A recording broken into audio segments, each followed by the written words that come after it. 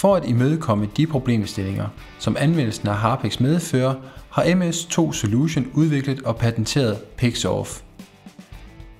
PixOff benytter en kombination af varm luft og en roterende børste til at fjerne gammel Harpex fra håndboldens overflade. Når man får PixOff leveret, følger en betjeningsvejledning med, der nemt viser, hvordan PixOff benyttes. Som det første drejes hovedkontakten fra position 0 til 1. Dernæst trykkes der på den grønne knap, som starter maskinen.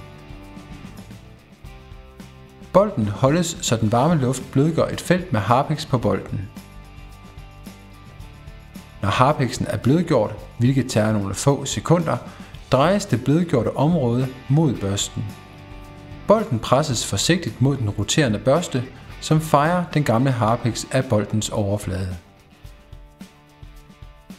Bolten tages væk fra børsten, og et nyt område opvarmes. Allerede få sekunder efter brug kan man se, hvordan Harpexen forsvinder fra boltens overflade.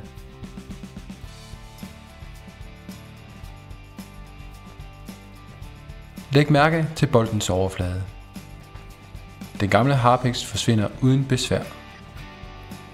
Processen gennemføres indtil hele bolten er fri for Harpex.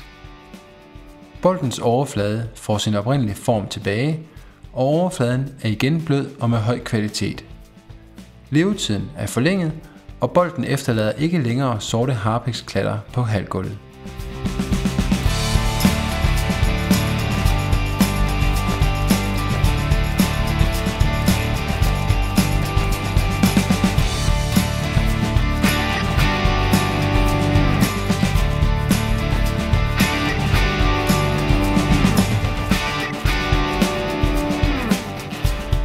Når bolten er helt ren, slukkes for PixOff ved tryk på den røde knap.